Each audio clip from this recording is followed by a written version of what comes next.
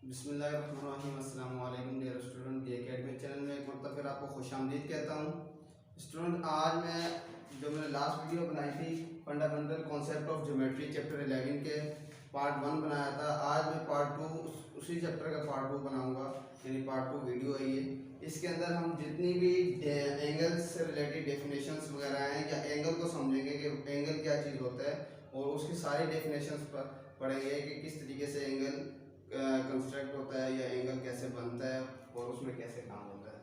तो सबसे पहले मैं डेफिनेशन पे जाऊंगा एंगल की। What is angle? सबसे पहले तो ये समझना चाहिए कि एंगल क्या होता है। यहाँ आपको नजर आ रहा है the union of two non collinear rays. Non collinear rays यानी ऐसी रेज जो नॉन कोलिनियर हों, उनको जब यूनियन जब आपस में मिलती हैं और उन दोनों का कॉमन एंडिंग पॉइंट होता है तो वो क्या बनाती है, एक एंगल। फॉर एग्जांपल, मैंने आपको लास्ट वीडियो में पढ़ाया था कि एक रे ये है और दूसरी रे हम ये बना लेते हैं। अब ये देखें, रे 1 ये, रे 2 ये, इन दोनों का एंडिंग पॉइंट क्या है, सेम है। जब ये दोनों आपस में मिली हैं और नॉन कोलिनियर रेज थी तो इसमें क्या हुआ, इनके आपस में इन्होंने क्या बनाया, एक एंगल बनाया। तो इसको हम क्या कहते हैं, एंगल। यानी union of two non collinear rays and their ending point are same is called angle. Angle समझ में आ गया कि दो ऐसी रेज हों जिनका एंडिंग पॉइंट सेम हो और नॉन कोलिनियर हो, यानी वो आपस में कोलिनियर नहीं हो, तो उससे हम क्या बनाते हैं, एंगल। नाउ सेकंड मेरे पास क्या चीज है, interior and exterior of an angle. Interior और एक्सटीरियर क्या चीज होती है, इसी एंगल से मैं आपको थोड़ा सा और मजीद समझाऊंगा कि इंटीरियर और एक्सटीरियर क्या है। फॉर एग्जांपल, मैंने ये एक लाइन ड्रॉ की, रे पूरी ये सीधी जाती है, ठीक है, और यहाँ से आकर ये यहाँ पर इंटरसेक्ट होकर इसने एंगल बना लिया। अब जो इनर पार्ट ऑफ एंगल होगा, एंगल का अंदरूनी हिस्सा होगा, उसको हम कह देंगे इंटीरियर, और जो बैरूनी हिस्सा होगा किसी भी एंगल का, उसको हम क्या कहेंगे, एक्सटीरियर ऑफ एन एंगल। तो याद रखें, जो भी एंगल का अंदरूनी हिस्सा होता है यानी इनर पार्ट होता है, वो आपका इंटीरियर ऑफ एन एंगल होता है, और जो एंगल से बाहर वाला हिस्सा यानी एक्सटीरियर हिस्सा होता है, उसको हम कहते हैं एक्सटीरियर ऑफ एन एंगल। इससे हमें यह भी पता चलता है कि एंगल के दो हिस्से होते हैं, एक इंटीरियर और एक एक्सटीरियर। एक्सटीरियर में जाकर भी एक एंगल बन सकता है, लेकिन अगर आप इस एंगल की बात कर रहे हैं तो आप इस एंगल के में आपके पास ये इंटीरियर होगा और ये एक्सटीरियर होगा। नाउ तीसरी चीज क्या है, adjacent angle. Adjacent angle last video में मैं पढ़ा चुका हूं कि कुछ चीजें ऐसी होती, कुछ एंगल ऐसे होते हैं जिनका एक आर्म कॉमन होता है या वर्टेक्स उनका क्या होता है, कॉमन होता है। फॉर एग्जांपल, मैं यहाँ पर एक एंगल ड्रॉ कर रहा हूँ, ये मैंने एक एंगल ड्रॉ किया और ये एक राइट एंगल ट्रायंगल यानी 90 का एंगल भी मैंने साथ में ड्रॉ कर लिया। अब यहाँ आप देख रहे हैं कि फॉर एग्जांपल, पहले मेरे पास क्या था, ये एंगल था एक, इसको मैंने नाम दे दिया for example A B and C. So मुझे ये एंगल था मेरे पास 90 डिग्री का, मुझे एक एंगल चाहिए था 90 से छोटा एंगल चाहिए था, तो मैंने यहाँ पर एक एंगल और बना लिया और उसको मैंने नाम दे दिया। अब ये एंगल मेरे पास बन गया फॉर एग्जांपल 60 डिग्री का। अब आप यहाँ पर एक चीज नोट कर रहे हैं कि इन दोनों का वर्टेक्स सेम है, यानी अगर इस एंगल की और इस एंगल की देखा जाए तो ये इनका वर्टेक्स है, और इसका देखा जाए तो तब भी यही है, यानी कॉमन पॉइंट। दूसरी चीज क्या है, ये जो लाइन आप देख रहे हैं B से लेकर C तक का जो डिस्टेंस, ये लाइन जो है, ये AB और B और D जो एंगल है, इन दोनों के लिए ये क्या है, same.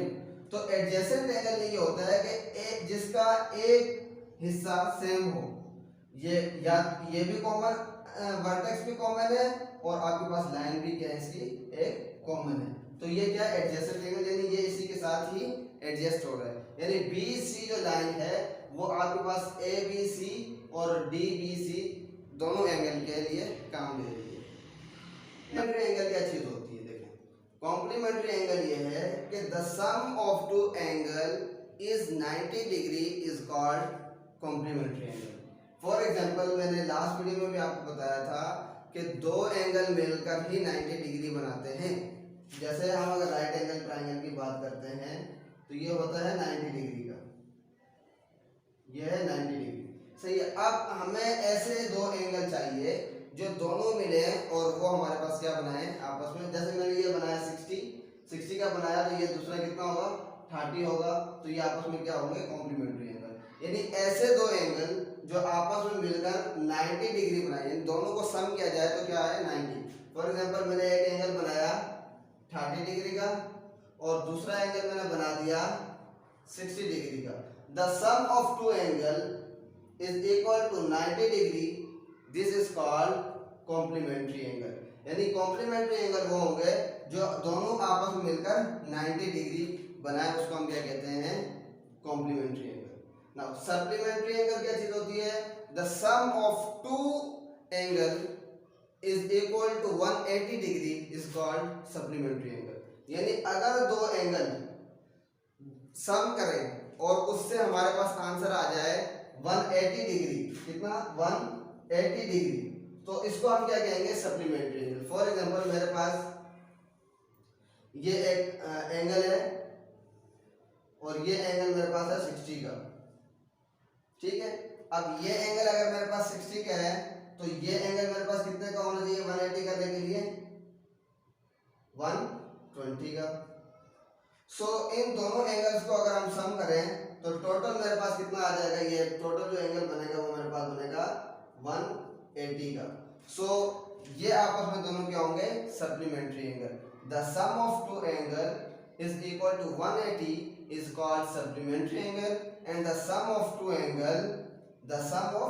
angle is equal to 90 degree is called complementary angle. Now इसके बाद हमारे पास है नंबर 6 पे राइट एंगल। स्टूडेंट हमेशा हमने पढ़ा है कि राइट एंगल होता है, लेकिन राइट एंगल का मतलब ये नहीं है जो राइट साइड पे बना हो या राइट साइड जिसके इंटीरियर या एक्सटीरियर हो। राइट एंगल का मतलब ये होता है कि उसमें एक एंगल 90 डिग्री का होता है, यानी ऐसा एंगल जिसमें 90 डिग्री का एक एंगल हो उसको हम राइट एंगल ट्रायंगल कहते हैं। जैसे कि मैंने यहाँ ये बनाया, इसमें देखें ये एंगल कितने का है डिग्री का है 90 डिग्री का है। कोई भी ऐसा एंगल जिसमें एक एंगल 90 डिग्री का हो उसको हम कहते हैं राइट एंगल। अगर किसी भी एंगल की मेजरमेंट 90 डिग्री से कम आ जाए, यानी कोई भी एंगल जो 90 डिग्री से कम होता है हम उसको कहते हैं एक्यूट एंगल। फॉर एग्जांपल ये जो 30 डिग्री का मैंने बनाया था, 60 डिग्री का बनाया, 40 डिग्री का, 45 डिग्री का, 50 डिग्री का, जितने भी ऐसे एंगल जो 90 डिग्री से कम बनते हैं उनको हम क्या कहते हैं एक्यूट एंगल। इसी तरीके से दूसरा है ऑब्ट्यूज एंगल। ऑब्ट्यूज एंगल वो होते हैं the measure of an angle is greater than 90 degree, यानी 90 डिग्री से जो बड़े होंगे उनको हम क्या कहेंगे ऑब्ट्यूज एंगल। ऐसे एंगल जिनका मेजरमेंट अगर हम करें और वो 90 डिग्री से ज़्यादा बने, फॉर एग्जांपल ये बना है 100 डिग्री का, 110 डिग्री, 95 डिग्री, 180 डिग्री, जितने भी ऐसे एंगल होते हैं जो 100 डिग्री से 90 डिग्री से ज़्यादा हो उनको हम क्या कहते हैं ऑब्ट्यूज एंगल। कॉन्ग्रुएंट एंगल क्या चीज़ होती है? The measure of sum of two angle. अगर दो एंगल का मेजर हमारे पास सेम आ जाए, यानी एक 40 का हो और दूसरा भी हमारे पास 40 डिग्री का हो, तो हमारे पास क्या उसको क्या कहेंगे हम, ये कॉन्ग्रुएंट एंगल है। यानी दोनों एंगल ऐसे हों जो दोनों का मेजर सेम हो। फॉर एग्जांपल अगर एक 80 डिग्री का है तो दूसरा भी 80 डिग्री का है। अगर दो एंगल हमारे पास बन रहे हैं, फॉर एग्जांपल मैं यहाँ लिखता हूँ अगर 80 डिग्री, ये बन रहा है ए बी एंड सी, और दूसरा एंगल बना रहा हूँ मैं एफ जी एच, ये भी बना रहा हूँ 80 डिग्री।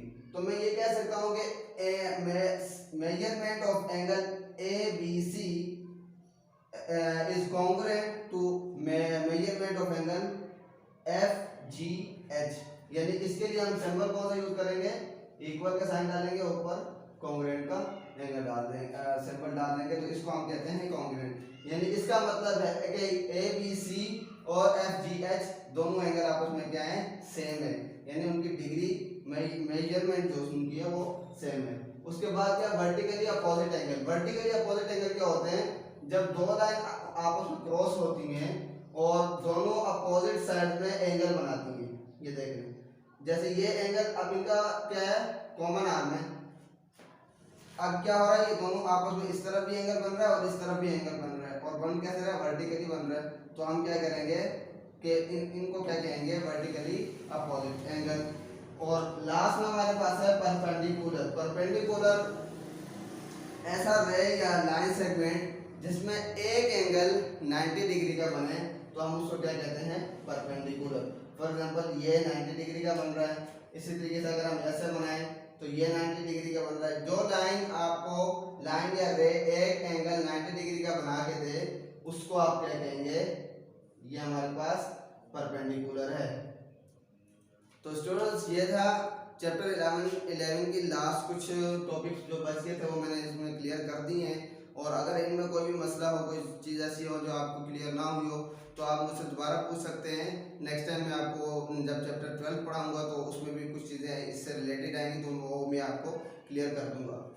स्टूडेंट, इस चैप्टर के पार्ट 1 की वीडियो पहले अपलोड कर चुका हूँ। अगर आपको अभी तक वो वीडियो नहीं मिली है या आपने नहीं देखी है, तो उसकी जो लिंक होगी वो भी मैं डिस्क्रिप्शन में दे दूंगा। तो आप पहले पार्ट 1 की वीडियो पूरी देखें, उसके बाद ये वीडियो देखें, ताकि आपको पूरी चीज़ समझ में आए, क्योंकि इसमें कुछ चीज़ें ऐसी थी जो मैंने पार्ट 1 से लिंक की हैं। तो पार्ट 1 अगर आप देखेंगे तो पार्ट 2 आपको सही समझ में आएगी।